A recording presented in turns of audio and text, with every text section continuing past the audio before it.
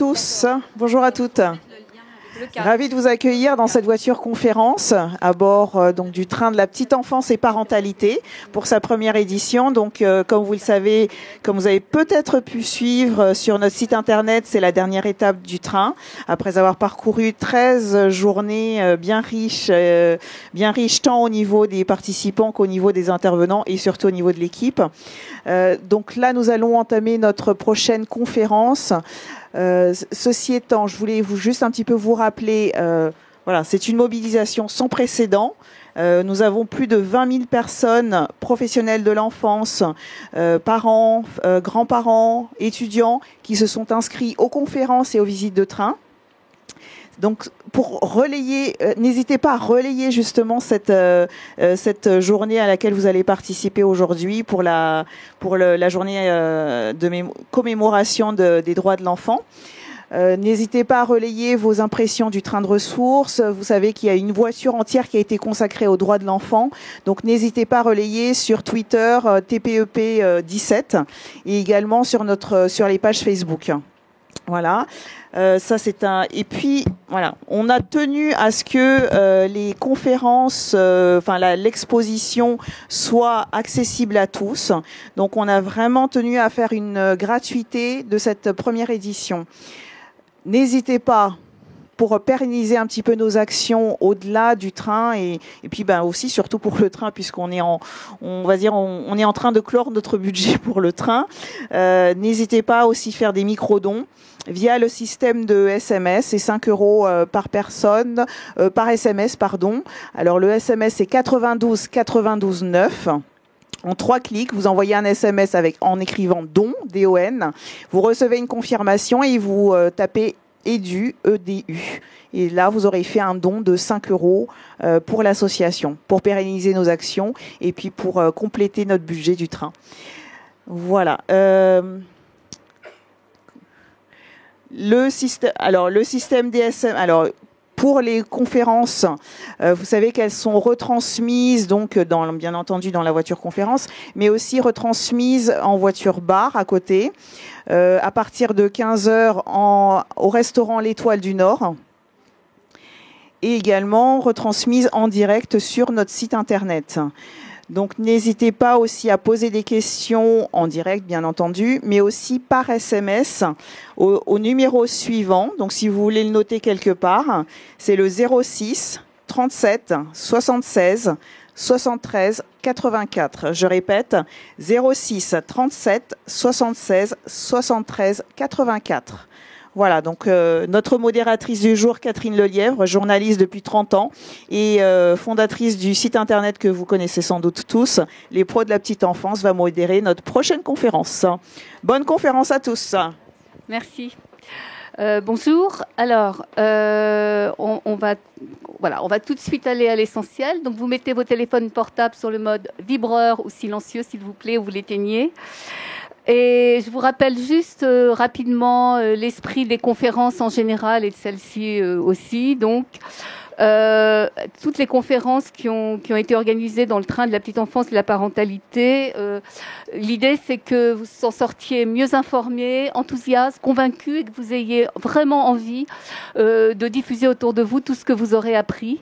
Toutes les conférences vont dans un seul sens, la bienveillance éducative, et dans l'idée qu'il faut protéger les enfants et les aider le plus tôt possible, agir le plus tôt possible, parce qu'ils sont pleins de potentialités, mais aussi pleins de fragilités. Voilà. C'est un atelier, donc on a en tout une demi-heure pour la présentation de nos intervenants et pour les questions. C'est court. Alors, l'investissement social dans la petite enfance, en France, on commence à en parler, la lutte contre les inégalités le plus tôt possible. C'est une idée qui commence à faire son chemin et même consensus, mais elle en est encore à ses balbutiements. Au Québec, cette direction a été prise depuis longtemps.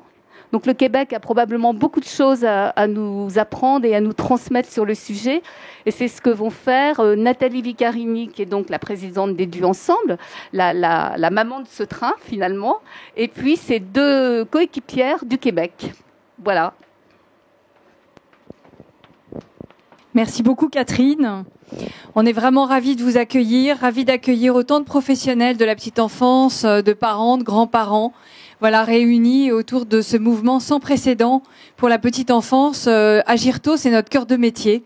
Voilà, au sein de l'association Ensemble pour l'éducation de la petite enfance, et on sait que la promotion de l'égalité des chances, elle démarre in utero. Voilà, je pense que vous l'avez apprécié dans le train. En tout cas, c'est ce qu'on a souhaité vous transmettre. C'est que cette promotion de l'égalité des chances, elle est fondamentale pour bâtir une meilleure société et se rassembler, investir massivement dès la petite enfance, parce que c'est l'investissement social, comme disait Catherine, qui est le plus rentable en capital social. Voilà, et plus on investit tard, moins c'est impactant sur la trajectoire des enfants. Donc je voudrais présenter Isabelle Vinet, qui est la maman de l'encyclopédie, puisqu'on est des mamans là aujourd'hui, la maman de l'encyclopédie sur le développement du jeune enfant et la directrice du centre d'excellence sur le développement du jeune enfant. Voilà, qui est un centre ressources qui édite une encyclopédie en ligne, gratuite, traduite en 5 langues, et qui est réalisée à Montréal avec tout un groupe de chercheurs. Et Isabelle nous en parlera tout à l'heure. On est très très content d'accueillir Isabelle qui nous arrive de Montréal. Voilà. Et donc Chantal Durand, qui est avec nous aussi aujourd'hui, qui représente le service éducatif de l'Association québécoise des centres de la petite enfance, qui nous arrive aussi de Montréal, avec Marie-Claude qui nous accompagne et qui viendra donc apporter beaucoup d'outils importants pour nos pratiques au quotidien, professionnelles de la petite enfance, et aussi avec l'implication des parents. Voilà, donc on va démarrer cette présentation. C'est important que on soit tous mobilisés autour de cette question de la nécessité d'agir tôt pour réduire l'écart entre les inégalités et s'intéresser à ce qui a déjà été réalisé dans d'autres pays. Au Québec, il y a 20 ans de politique familiale extrêmement réussie et des professionnels comme en France qui se posent des questions. Voilà, et c'est important de se poser les bonnes questions. Donc, on est allé identifier des bonnes pratiques, mais surtout des programmes impactants et des initiatives réussies et prometteuses sur le territoire québécois qu'on a à cœur de partager avec vous. Voilà, c'est vraiment dans une coopération Québec-France qui a été saluée à Saint-Malo par les délégués de la délégation québécoise en France. Une grande première en éducation, de venir s'inspirer de bonnes initiatives qui ont été très très bénéfiques pour les professionnels, pour les parents et pour les enfants au Québec. Voilà, donc on est dans cette coopération et co-construction tous ensemble, et on va démarrer cette présentation, et vous allez nous entendre toutes les trois, parce que c'est bien toutes les trois qu'on arrive ensemble à avancer auprès de vous et transmettre et partager tous ces éléments prometteurs. Voilà, donc on va démarrer avec Aurélia. Voilà, cette présentation où l'équité en éducation, et je laisse la parole à Isabelle. Merci Nathalie. Alors, merci d'être ici en si grand nombre. On m'a donné un peu la mission à travers ce nouveau partenariat qui vise à voir comment, dans les expérimentations, oui, du Québec, il y a des choses qui peuvent être mises en place en ayant du sens dans vos pratiques. Mais donc, ma première mission, de faire un constat rapide de ce que les toutes dernières recherches nous disent en matière de notre lutte, en fait, ce qu'on devrait faire et mettre en place pour lutter contre les inégalités. Donc, les informations que je vous transmets, elles sont accessibles à même l'encyclopédie en ligne gratuite qui s'appelle l'encyclopédie pour le développement des jeunes enfants. Donc, enfants, encyclopédie.com.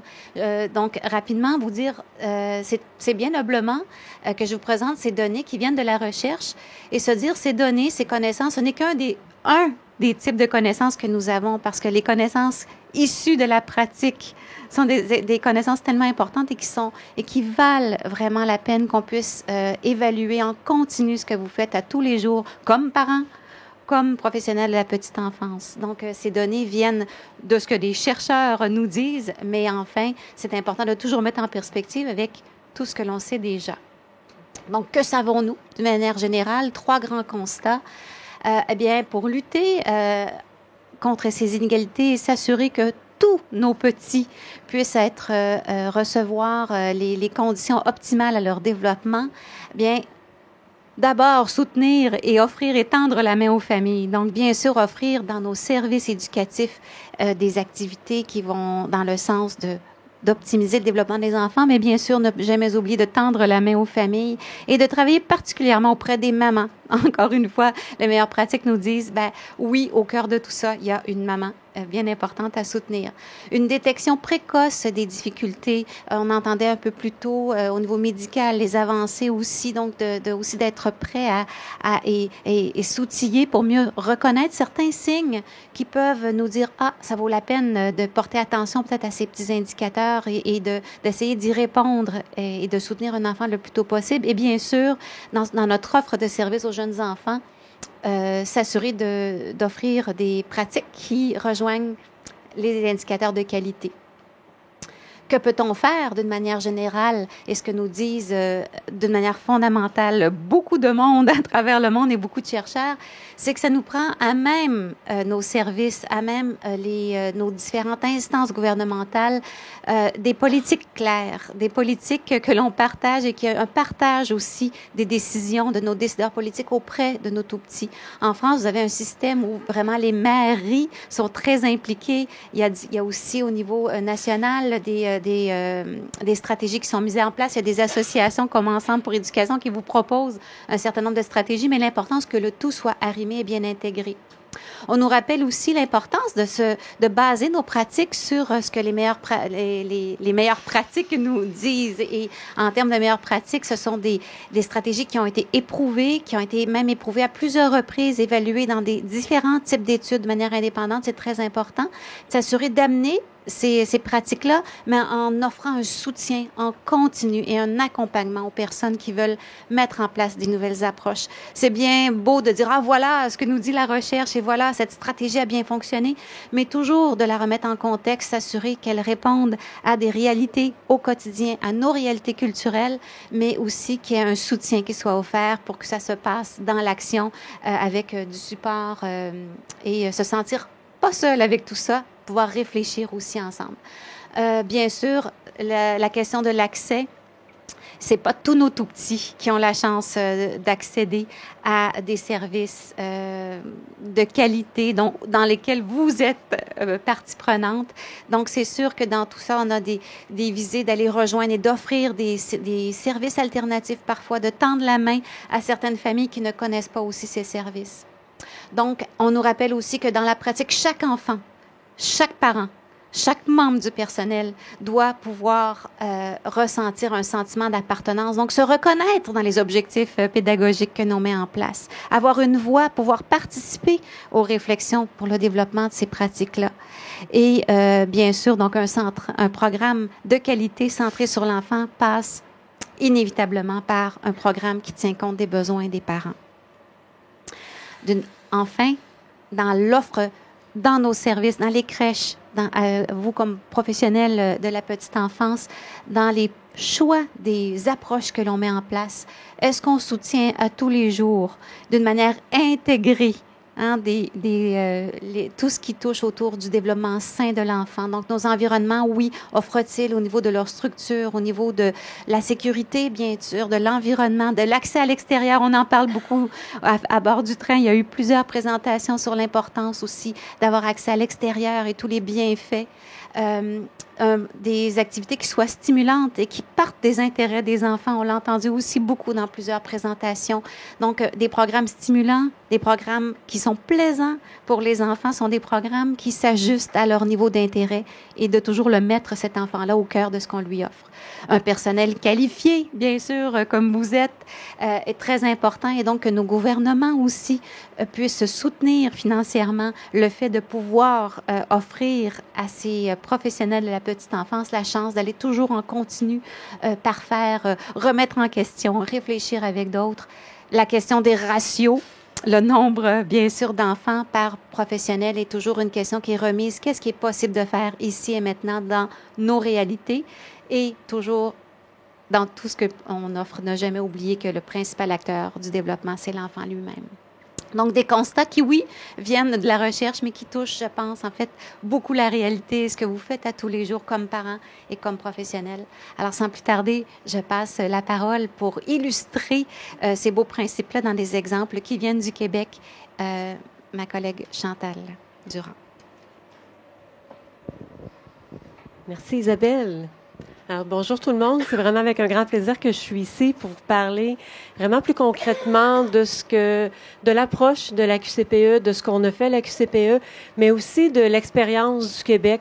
En fait, depuis 20 ans, on a parlé de politique. Tantôt, l'importance, Isabelle l'a souligné dans les constats de la recherche, l'importance des politiques, l'importance d'avoir des politiques qui sont favorables à la petite enfance, aussi à l'éducation à la petite enfance.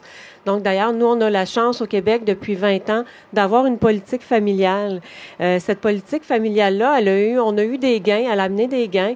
Entre autres, ça a été la création du réseau des centres de la petite enfance, où on a plus maintenant de 270 000 places subventionnées au Québec. Il y a eu le retour sur le marché du travail de plus de 70 000 femmes. Donc, ça, c'était un des objectifs, ce qui a permis, par conséquent, de réduire le nombre d'enfants qui vivent sous le seuil de la pauvreté. Donc, ça a été un impact majeur pour de la politique familiale. Par contre, comme dans toute chose, il y a encore du travail à faire, notamment au niveau de l'accessibilité. Au niveau aussi, il y a eu des décisions politiques au cours des dernières années qui ont affecté le financement du réseau. Donc, ça a eu des impacts aussi sur la qualité des services. Donc, on voit encore malheureusement que la qualité n'est pas égale d'un service de garde à l'autre. Mais, somme toute, on a beaucoup appris. On a aussi, avec la politique familiale, il y a une étude longitudinale qui est en marche aussi là, depuis, en même temps, en fait, qui est partie en même temps que la politique familiale. Et cette étude-là nous permet de suivre le développement de l'enfant. Donc, elle suit des enfants depuis 97 et les suit encore. Et donc, il y a eu plusieurs études à travers ces années-là qui nous démontrent, qui nous permettent de voir, entre autres, les effets de la fréquentation des services de garde par les enfants. Donc, on constate notamment que les enfants qui fréquentent un CPE, sont mieux préparés à leur entrée à l'école et ils vont avoir jusqu'à 4,3 fois moins de chances, 4,3 fois moins de chances d'avoir des retards au niveau de leur développement, des lacunes au niveau de leur développement. Donc, c'est quand même assez considérable comme impact. On a aussi, donc, on suit le développement de l'enfant, mais on suit aussi la qualité dans les services de garde. Donc, on a eu 2 enquêtes, une en 1994 et une en 2014, qui sont venues mesurer la qualité dans les services de garde. Donc, selon 4 dimensions de la qualité, la structuration des lieux, la structuration et la variation des types d'activités, l'interaction de l'éducatrice avec les enfants, et l'interaction de l'éducatrice avec les parents. Donc, on est en mesure, là, en 1994, d'avoir une certaine lecture. Et 10 ans plus tard, malgré toutes il y a eu plusieurs programmes, il y a eu plusieurs formations, il y a eu des outils, il y a eu des actions qui ont été prises dans les services de garde suite à l'enquête de Grandir en qualité de 1994 pour essayer d'augmenter la qualité parce que le conseil, on n'était pas tout à fait là encore. Donc, malgré toutes ces actions-là qui ont été prises, en 2014, les résultats n'étaient pas si plus élevés que ça. Donc, il y a encore du travail à faire et on se questionne beaucoup à savoir, mais pourquoi? Qu'est-ce qui n'a pas fonctionné? Il y a eu de la formation continue d'offert, il y en a eu des programmes qui ont été offerts et il y en a beaucoup qui ont été faits. Donc, à la QCPE, on s'est penché sur cette question-là. On a dit, qu'est-ce qu'on peut faire pour vraiment améliorer la qualité dans les milieux? Pour soutenir le développement de la qualité, nous, dans le fond, on souhaite soutenir les milieux éducatifs pour qu'ils s'approprient les dernières connaissances. S'assurer que les connaissances qui sont développées par la recherche, elles arrivent jusque dans les milieux et surtout que le personnel éducateur est en mesure de mettre en œuvre, de mettre en pratique ces meilleures connaissances-là. Et depuis 2003, donc, on a développé une approche des programmes, des outils. Oui, encore des programmes, des outils. Mais ce qui nous distingue, ce sur quoi on mise beaucoup, c'est qu'on a aussi miser sur une stratégie d'accompagnement qui vise à améliorer la qualité, mais en soutenant l'utilisation, le transfert et l'utilisation des connaissances. Donc, il ne s'agit pas juste de transférer des connaissances, il faut aussi s'assurer que les connaissances sont utilisées, que ça mène vraiment vers un changement de pratique, qui, lui, va mener vraiment vers une meilleure qualité de pratique auprès des tout-petits. Donc, pour ce faire, ce qui est au cœur de cette stratégie-là, c'est vraiment d'accompagner les gestionnaires, de les soutenir dans une pratique réflexive et dans l'amélioration continue. Donc, on n'est pas juste à transférer, par exemple, si je prends une formation, à offrir une formation, mais on veut vraiment travailler avec les gestionnaires pour qu'ils développent des compétences, qu'ils soient plus habiles à mettre en œuvre un processus d'amélioration continue. Pour ce faire, on mise aussi sur le leadership des gestionnaires. On dit les meilleurs dans leur milieu, c'est eux. C'est eux qui doivent prendre le leadership. C'est eux qui ont l'expertise de leur milieu, qui ont l'expertise de la petite enfance, qui connaissent leur équipe, leur réalité, les parents, les familles qui fréquentent les services de garde. Donc, c'est avec eux qu'on travaille. C'est eux qui doivent porter la qualité dans leur milieu. On travaille aussi, naturellement, on veut respecter leur expertise, donc on travaille à bâtir à partir de ce qu'ils savent déjà, à partir de leurs compétences, à partir de là où ils sont, pour les amener à faire un pas, à aller un petit peu plus loin. Donc, on les soutient pendant toute la mise en œuvre de leur processus d'amélioration continue. On veut aussi soutenir l'empowerment, c'est-à-dire on veut que les milieux soient capables, autonomes, se prennent en charge, qui deviennent les leaders, mais à la limite, ce qu'on souhaite, c'est qu'ils aient plus besoin de nous, qu'ils soient tellement autonomes, qu'ils soient tellement compétents que finalement, ils soient capables d'activer le processus d'amélioration continue et que nous, finalement, on soit là pour fêter leur succès, leur réussite avec eux. On a un lien privilégié avec les centres de la petite enfance, ce qui nous permet, donc on travaille beaucoup avec eux, on a une très bonne connaissance de leur réalité et on a aussi, en même temps, on entretient des liens très étroits avec la recherche. Et donc, ce qui nous permet de bien connaître la réalité et d'assurer que ce qui est la recherche qui est développée, les nouvelles connaissances, on est capable de les amener au milieu et on est capable aussi d'influencer la recherche pour développer des connaissances qui sont plus collées sur la réalité des milieux. Processus d'amélioration continue.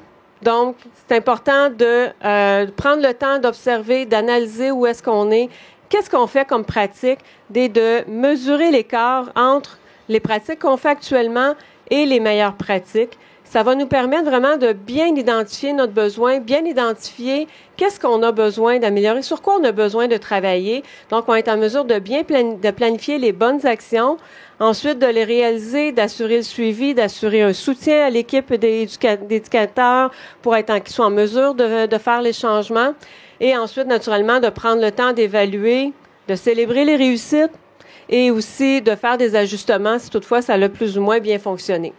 Donc, dans les programmes qu'on a fait qui soutiennent cette approche-là, on a 2 projets, donc Petite enfance, grande importance, qui visent les milieux défavorisés. Dans le fond, c'est un programme qui accompagne d'une grande intensité les milieux, où on aide les gestionnaires et le personnel éducateur à améliorer des pratiques pour intervenir de façon précoce, en continu et avec une grande intensité aussi. On sait que c'est ça qui va faire une grande différence aussi pour le développement des tout-petits, surtout en milieu défavorisé. Petite enfance, grande forme, c'est pour soutenir les meilleures connaissances en termes de saine alimentation, de jeux actifs et de développement moteur. Donc, autour de ces 2 projets-là, il y a des outils qui ont été développés, donc des portraits pour faire le diagnostic des pratiques actuelles en rapport avec les meilleures connaissances, des outils de transfert de connaissances, des formations, des fiches de réflexion aussi, pour réfléchir comme professionnel, mais réfléchir en équipe. Qu'est-ce qu'on fait, nous? Où est-ce qu'on est rendu? Qu'est-ce qu'on a? Hey, le temps passe vite, hein? C'est fou! Donc, ce qu'on a aussi, on a un programme qui s'appelle Brio, qui, dans le fond, Brio, en fait, c'est un programme qui vient soutenir la base du travail du personnel éducateur. Donc, on parle de la relation d'attachement, le développement des liens signifiants. On va parler du processus d'amélioration continue, mais en termes de processus d'intervention éducative. On va parler de l'intervention démocratique. On va aussi parler des principes de base. Les principes de base, je vous les lis rapidement parce que je veux faire un lien avec ce qu'Isabelle a dit tantôt à la fin quand elle parlait que l'enfant est le premier agent de son développement. Ben, c'est effectivement un des principes de base du programme éducatif, donc du travail du personnel éducateur. Donc, le développement de l'enfant est un processus global et intégré. L'enfant est le premier agent de son développement. Chaque enfant est unique aussi. Et l'enfant apprend par le jeu. Et on n'oublie pas, dans le bas, la collaboration entre le personnel et l'éducateur et les parents est essentielle au développement de l'enfant. Donc, il faut travailler avec les familles. D'ailleurs, Petite enfance, grande importance, c'est un projet qui vise beaucoup aussi sur améliorer la collaboration avec les parents, donc tout le volet de coéducation avec les parents. Donc, c'est vraiment important. Et il vise aussi à travailler avec la communauté. Donc, on parlait aussi tantôt de l'importance d'intégrer la communauté. Donc, c'est un projet aussi qui vise à travailler avec les gestionnaires pour développer des liens de partenariat avec la communauté. Pas à pas. Pas à pas, c'est un programme aussi qui vise à consolider qui vise à consolider les connaissances sur le développement de l'enfant. Donc, ça vise aussi à être en mesure, au-delà de le connaître, le développement, est-ce que je suis capable de l'observer? Est-ce que j'observe les bonnes affaires chez les enfants? Est-ce que une fois que j'ai observé, est-ce que je suis capable d'accompagner les enfants dans ce développement-là? Est-ce que je suis capable de les amener à faire le petit pas supplémentaire? Vous savez, dans la zone de développement proximal, dans la petite échelle qui est là, ce que l'enfant peut faire tout seul à la toute gauche de l'écran, c'est ce que l'enfant fait maintenant. L'enfant est en évolution, son développement va évoluer. Fait que ce qu'il va être capable de faire tout seul un jour, il a besoin d'un petit coup de pouce. Fait que la zone la zone proximale de développement, c'est ce que l'enfant, il fait quelque chose, mais on sait qu'il va être, la prochaine étape, c'est il va faire ça, mais il n'est pas tout à fait capable encore. Fait que moi, mon rôle comme éducateur, c'est qu'est-ce que je peux mettre en place pour soutenir son développement, pour l'aider à faire ce petit pas supplémentaire-là. C'est ça, être capable d'accompagner le développement de l'enfant. Et c'est ça qui va faire vraiment une différence. Je termine avec Nos enfants et le stress, qui est un programme, en fait, on sait que le stress, l'anxiété, c'est très présent aussi dans la société, mais ça touche aussi les enfants. Donc, Nos enfants et le stress, c'est un programme qui vise à outiller les enfants, à développer, à identifier les éléments stresseurs, à développer des stratégies d'apaisement pour être en mesure d'avoir une meilleure gestion de ce stress-là, de développer des habiletés sociales aussi affectives qui vont l'aider à reconnaître et mieux contrôler son stress. On sait que chaque enfant est unique, donc chaque enfant va développer ses propres moyens.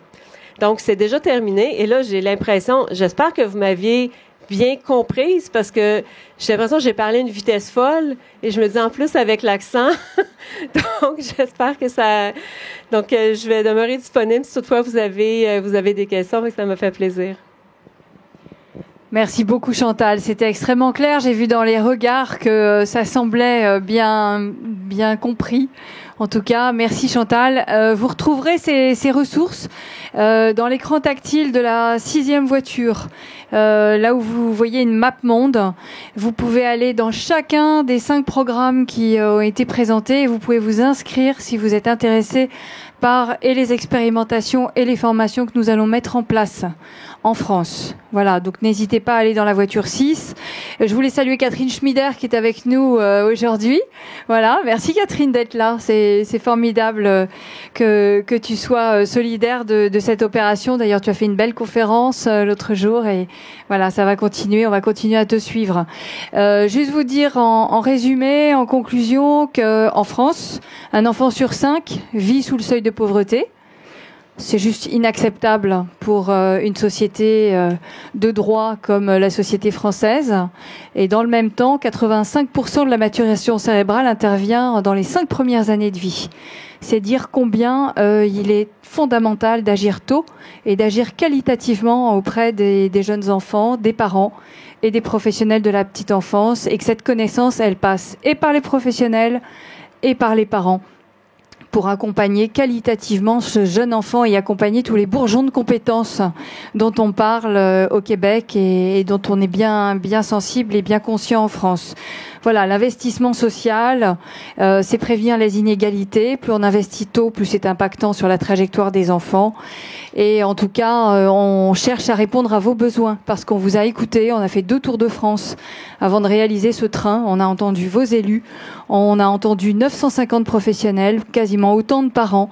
Et c'est la raison pour laquelle on vous propose cette initiative qui est le train, et aussi compléter et prolonger l'expérience avec ces dispositifs de promotion de l'égalité des chances avec nos amis québécois. Merci beaucoup. Et si vous avez des questions, est-ce que Catherine, tu... Il n'y a pas de questions par SMS, mais il y a vraiment le temps que pour une question, parce que la prochaine conférence est dans 2 minutes. Waouh, c'est très timé. En même temps, voilà, on va partager tout ça. Est-ce qu'il y a une question? Oui. C'est vraiment une question pratique. Est-ce que c'est l'intégralité des conférences qui ont été faites pendant ces 2 semaines qu'on va retrouver sur Internet ou pas? Oui, vous retrouvez sur le site Internet classé par jour toutes les 167 conférences qui auront eu lieu pendant toute la tournée, qui auront été en effet suivies par 20 000 personnes ici, en réel, et puis à peu près 110 000. Et ce chiffre augmente, grimpe tous les jours en virtuel sur le site Internet. N'hésitez pas à les partager, à prolonger cette expérience autour de vous, mais vous les trouverez sur notre site Internet, trainpetiteenfanceetparentalité.org. Merci pour cette question. Très bonne journée. À très vite, et partagez sur les médias sociaux et partagez autour de vous parce que le train est encore là jusqu'à ce soir, mais après... Voilà. Voilà. Et la